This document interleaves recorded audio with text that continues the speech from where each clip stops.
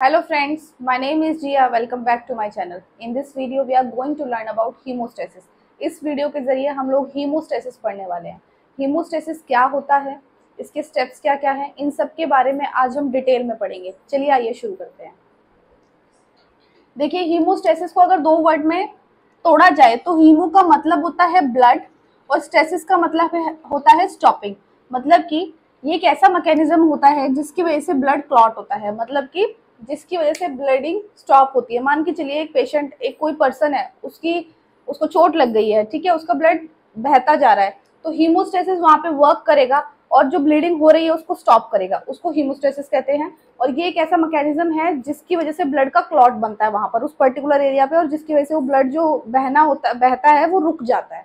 ठीक है, देखिए हीमोस्टेसिस अ नेचुरल प्रोसेस। ये एक नेचुरल प्रोसेस है। क्यों है? क्योंकि इसमें कोई दवाई नहीं खानी है, हमको कुछ भी नहीं खाना है, कुछ लगाना नहीं है। ये एक बॉडी के थ्रू होने वाला नेचुरल प्रोसेस है। ठीक है, इन विच ब्लड फ्लो स्लोली। ये एक ऐसा प्रोसेस है जिसके अंदर वो जो ब्लड है वो स्लो होता है, उसका फ्लो स्लो हो जाता है। मतलब मान के चलो एक पर्सन को चोट लग गई है, ठीक है, और वहां पे हीमोस्टेसिस अपना काम करना शुरू कर दिया, तो वहां पर क्या होगा, वो वेन जो जिस वेन में पर्टिकुलर वेन में चोट लगी होगी ना, वहां वो अपना साइज थोड़ा सा छोटा कर लेगी, जिसकी वजह से क्या होगा, जैसे मान के चलो ये वेन है,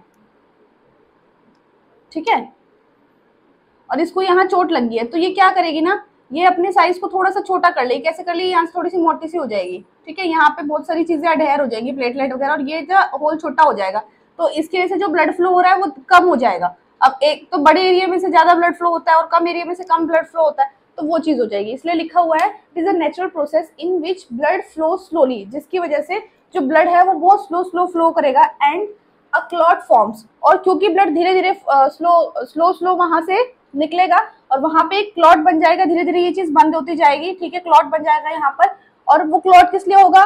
to prevent blood loss during an injury, ताकि ब्लड लॉस ना हो, ठीक है, ड्यूरिंग एन इंजरी की वजह से तो ब्लड लॉस होता है, तो इंजरी के दौरान ब्लड लॉस ना हो, इसलिए हीमोस्टेसिस वहां पे वर्क करता है। ठीक है, उसके बाद ड्यूरिंग हीमोस्टेसिस ब्लड, ठीक है, हीमोस्टेसिस के दौरान क्या होता है, blood changes from a fluid liquid. देखो अब आपको पता, हम सबको पता है जो ब्लड है वो लिक्विड है ना, वो लिक्विड होता है ना, ठीक है। तो जब हीमोस्टेसिस होता है तो वो जो ब्लड है वो लिक्विड स्टेट से किस में चेंज हो जाएगा? जिलेटियस स्टेट में चेंज हो जाएगा। मतलब लिक्विड टू लिक्विड है ना, ठीक है, और हीमोस्टेसिस होगा तो क्या हो जाएगा? वो जेलेटियस फॉर्म में, मतलब जेल लाइक स्ट्रक्चर बन जाएगा उसका, ठीक है, और जो कि क्लॉट होता है, ठीक है, वो हो जाएगा, और जिसकी वजह से ब्लड निकलना बंद हो जाएगा, स्टॉपिंग ऑफ ब्लड हो जाएगा। अब देखिए स्टेज, हीमोस्टेसिस की 3 स्टेजेस हैं। पहली क्या है? Vaso constriction. वैसो कॉन्स्ट्रिक्शन का मतलब क्या है? वैसो का मतलब होता है वेसल्स, ठीक है, कॉन्स्ट्रिक्शन का मतलब क्या हो गया? श्रिंकेज होना, मतलब कि सिकुड़ना, है ना। तो क्या है कि सेम यही चीज हो गया ना, यहाँ पे वेसल सिकुड़नी शुरू हो जाती है, तो पहला स्टेप ये हुआ, ठीक है। उसके बाद दूसरा स्टेप क्या होगा? Platelet plug formation. अब यहाँ पर क्या हुआ, जैसे यहाँ चोट लगी, ठीक है, यहाँ पे प्लेटलेट आई और यहाँ पर अटैच होना शुरू हो गई, ठीक है, तो वो धीरे धीरे अटैच होने लग जाएंगे, धीरे धीरे ऐसे ऐसे होते जाएंगे, है ना, बंद कर देंगे इसको, तो उसको बोलते हैं प्लेटलेट प्लग फॉर्मेशन। ये जो प्लेटलेट प्लग फॉर्मेशन है ये टेम्पररी प्लग फॉर्मेशन होता है, ये परमानेंट नहीं होता है, क्योंकि ये जेल लाइक स्ट्रक्चर होता है। अब जेल लाइक स्ट्रक्चर को अगर आप ऐसे ऐसे करोगे तो कितना जल्दी उखड़ जाएगा, है ना, तो वो परमानेंट नहीं होता, वो टेम्पररी होता है। परमानेंट तीसरे स्टेप में आता है। तीसरा स्टेप क्या है? Coagulation formation. Coagulation of blood, ठीक है, ब्लड का कोआगुलेशन होता है इसमें। इसका मतलब क्या है? जो ब्लड है उसका कोआगुलेशन हो जाता है, वो खट्टा हो जाता है, वहां पे ब्लड का क्लॉट बनता है, और एक ऐसा क्लॉट होता है जो कि परमानेंट क्लॉट होता है, ठीक है। कैसा क्लॉट होता है? परमानेंट क्लॉट होता है। और ये क्लॉट बनता कैसे है? ब्लड के अंदर कुछ क्लॉटेड फैक्टर्स होते हैं, वो एक्टिवेट हो जाते हैं, और जिसकी वजह से परमानेंट क्लॉट हमारी इंजरी की जगह पर बन जाता है। तो ये 3 स्टेप है जो कि हीमोस्टेसिस में वर्क करते हैं। पहला है वैसोकॉन्स्ट्रिक्शन, जो वेन है वो श्रिंक हो जाएगी, सिकुड़ जाएगी, ताकि ब्लड धीरे धीरे फ्लो करे। धीरे धीरे फ्लो करेगा तो वहां पे प्लेटलेट अपना क्लॉट बनाएंगी, प्लग बनाएंगी जेल लाइक स्ट्रक्चर का, और उसके बाद कोआगुलेशन ऑफ ब्लड होगा जो कि परमानेंट क्लॉट कहलाता है, ठीक है। तो देखिए पहला जो स्टेप है वो है वैसोकॉन्स्ट्रिक्शन। इसका मतलब क्या है? देखिए, इमीडिएटली आफ्टर इंजरी, जब इंजरी होती है तभी के तभी द ब्लड वेसल्स कंस्ट्रिक्ट्स, जो ब्लड वेसल है वो सिकुड़ना शुरू होती है, ठीक है, and decreases the loss of blood, और सिकुड़ने की वजह से जो ब्लड बह रहा है, लॉस हो रहा है ब्लड का, वो कम हो जाता है, ठीक है, फ्रॉम द डैमेज पोर्शन, कहाँ से, जहां पर चोट लगी होती है, ठीक है। मतलब क्या है, जैसे ही इंजरी लगी तभी के तभी जो ब्लड वेसल है वो कॉन्स्ट्रिक्ट होती है, सिकुड़ जाती है, अपना एरिया कम कर देती है, और उसकी वजह से जो ब्लड का लॉस होता है, वो वहां से ब्लड एकदम से बहना शुरू होता है, वो कम हो जाता है। कहाँ से कम होता है, जहां पर चोट लगी होती है। उसके बाद बात की जाए तो when the blood vessels are cut, जब ब्लड वेसल्स कट हो जाती हैं, इट एंडोथेलियम इज एक्टिवेटेड। मान के चलो कि ये वेसल है, ठीक है, यहाँ पर चोट लगी तो यहाँ पर एंडोथेलियम लेयर होती है, ठीक है, और ये इसके सेल हैं, ये लेयर है, ठीक है, और ये इसके सेल हैं। तो ये एक्टिवेट हो जाती है जब चोट लगती है, और एक्टिवेट होने की वजह से यहाँ पर क्या आ जाता है, कोलेजन आ जाता है, ठीक है, कोलेजन आ जाता है। तो उसी के बारे में बात कर रहे हैं। When the blood vessels are cut, जब ब्लड वेसल कट हो जाती है, मतलब चोट लगी तो कटी होगी, इट्स एंडोथेलियम इज एक्टिवेटेड, उसका एंडोथेलियम एक्टिवेट हो जाता है और वहां से कोलाजन एक्सपोज हो जाता है, वहां से कोलाजन निकलना शुरू हो जाता है। उसके बाद क्या होता है, platelets adhere to this collagen, और जब ये कोलाजन आता है तो देखो प्लेटलेट्स ऐसे ऐसे घूम रही है ब्लड में, आरबीसीज भी है, डब्ल्यूबीसीज भी है, लेकिन हीमोस्टेसिस में प्लेटलेट का बहुत बड़ा रोल होता है। तो प्लेटलेट के बारे में बात करते हैं। तो ये जो प्लेटलेट होती हैं वो क्या करती है, वो यहाँ पे आती हैं और कोलाजन से अडहेयर हो जाती है, चिपक जाती है, ठीक है, एंड गेट एक्टिवेटेड, और एक्टिवेट हो जाती है, ठीक है। और एक्टिवेट होने के बाद यहाँ पर एक प्लग बनेगा, वो सेकंड स्टेप में बढ़ेगा। अभी सिर्फ कंस्ट्रक्शन, तो अब सेकंड स्टेप आता है जिसका नाम है प्लेटलेट प्लग फॉर्मेशन। अब देखिए वो कैसे होता है। देखिए, आफ्टर इंजरी, जब इंजरी होती है, प्लेटलेट कॉन्टेक्ट विद कोलेजन, जो प्लेटलेट है वो कोलेजन के साथ कॉन्टेक्ट में आता है, ठीक है, एंड डैमेज एंडोथेलियम, इन दोनों के साथ कॉन्टेक्ट में आता है। वो देखिए कैसे होता है, ये देखिए मैं आपको बताती हूँ। मान के चलिए ये है एक वेसल जिसके अंदर चोट लगी है, डैमेज वेसल, ठीक है, और यहाँ पे है एंडोथेलियम लेयर और जिसके अंदर है सेल, ठीक है, और यहाँ पर है कोलेजन, ठीक है, और यहाँ पर है स्मूथ मसल्स, ठीक है, जिसके अंदर चोट लगी है। अब इसके अंदर चोट लगी, ठीक है, अब इसमें चोट लगी तो एंडोथेलियम लेयर जो है वो भी रप्चर होगी। ये जब रप्चर हुई तो क्या हुआ, इसके अंदर से कोलेजन निकला, कोलेजन एक्सपोज हुआ, ठीक है। कोलेजन एक्सपोज होने के बाद देखिए क्या हो रहा है, platelet become sticky and adhere to collagen through von Willebrand factors. क्या हुआ, एक वॉन विल्ब्रेंड फैक्टर होता है जो कि यहाँ पर रिलीज होगा, ठीक है, ये फैक्टर यहाँ पे रिलीज हुआ और क्या होगा, जो प्लेटलेट ब्लड के अंदर घूम रही हैं वो इसके पास आके अडहेयर हो जाएगी। ये है प्लेटलेट, ठीक है, ये अडहेयर हो गई, स्टिक हो गई। अब उसके बाद क्या है, आफ्टर अडहेरेंस प्लेटलेट सीक्रेट्स ग्रैनुल्स। अब क्या है, अडहेरेंस के बाद जो प्लेटलेट है वो ग्रैनुल्स को सीक्रेट करेगी, which activates the platelet and continues. अब इसका मतलब क्या है, देखिए, अगर मान लो ये प्लेटलेट है तो इसके अंदर ग्रैनुल्स होते हैं ना, ठीक है, तो इसके अंदर भी ग्रैनुल्स है। अब ये ग्रैनुल्स क्या गए, दूसरे प्लेटलेट के पास गए, ठीक है, और इसने इस प्लेटलेट को क्या किया, एक्टिवेट किया। एक्टिवेट करने से क्या होगा कि ये प्लेटलेट यहाँ आएगा, ठीक है, प्लेटलेट एक्टिवेट हुआ। एक्टिवेट होने के बाद क्या होगा ना, प्लेटलेट अपना स्ट्रक्चर चेंज करेगा। स्ट्रक्चर कैसे चेंज करेगा, पहले तो वो ऐसा था, ठीक है, या फिर ऐसा था, अब वो थोड़ा इस तरीके से बनेगा। ये उसका प्लेटलेट एक्टिवेशन वाला स्ट्रक्चर है, ठीक है, एक्टिवेशन वाला स्ट्रक्चर है। और ये क्या करेंगे, प्लेटलेट आके यहाँ पर अडहेयर होना शुरू कर देंगे, ठीक है, ये अडहेयर होना शुरू हो गए, ठीक है। क्या है, all these platelet aggregates together. अब ये जो प्लेटलेट्स है ये आना शुरू हो गए, यहाँ पे एग्रीगेट होने शुरू हो गए, इकट्ठे होने शुरू हो गए। All these platelet aggregate together form a loose temporary platelet plug formation. अब ये जो प्लग बना है, ये जो प्लग बना है ना, ये लूज टेम्पररी प्लग है, ठीक है, ये जो प्लग बना है ये लूज है और टेम्पररी। क्यों, क्योंकि ये जेल लाइक स्ट्रक्चर होता है, ये जेल लाइक स्ट्रक्चर है, ठीक है, जेल लाइक है ये, ठीक है। Which close the rupture vessel. अब इसने क्या किया, अब देखो क्या लिखा है, which close the rupture vessel and prevents further blood formation. क्या करेगा, अब ये यहाँ पर अटैच हो गए, ठीक है, यहाँ पे अटैच हो गए तो यहाँ से तो खून निकल रहा था, यहाँ से ब्लड फ्लो हो रहा था धीरे धीरे धीरे धीरे, अब यहाँ पर, अब यहाँ आएगा, ठीक है, यहाँ आएगा, ब्लड यहीं रुक जाएगा और यहाँ से यहाँ फ्लो होना शुरू हो जाएगा। तो क्या गया, which prevents the further blood loss, और जिसकी वजह से ब्लड लॉस होना रुक जाएगा। ठीक है, एक बार दोबारा बता देती हूँ मैं आपको।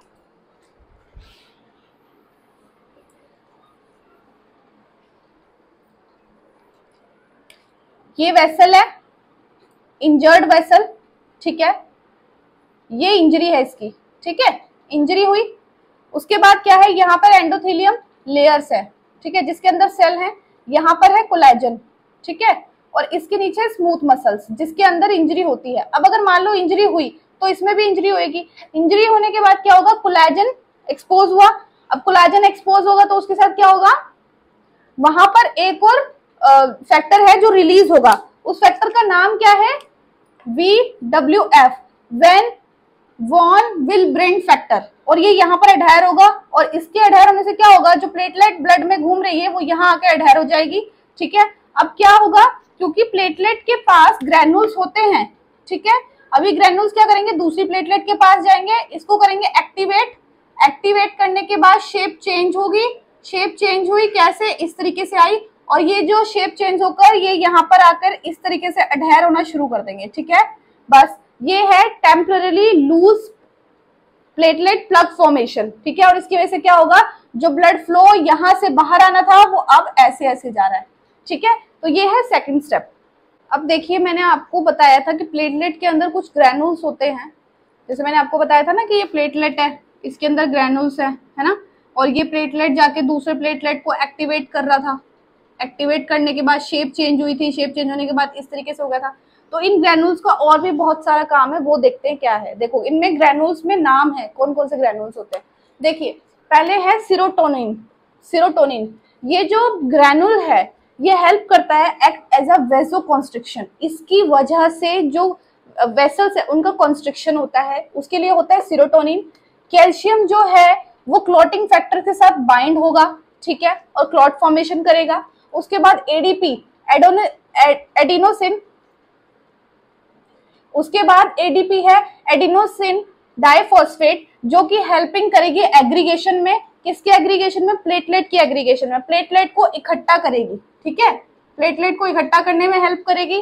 ठीक है, उसके बाद है पीजीडीएफ, जो कि है प्लेटलेट ग्रोथ डिराइव फैक्टर। ये किस में हेल्प करेगा, help in repair damage smooth muscle and endothelial layer. जो भी डैमेज हुआ है चोट के दौरान, स्मूथ मसल्स में चोट लगी है, एंडोथेलियल लेयर में चोट लगी है, उसको रिपेयर करने का काम पीजीडीएफ करेगा।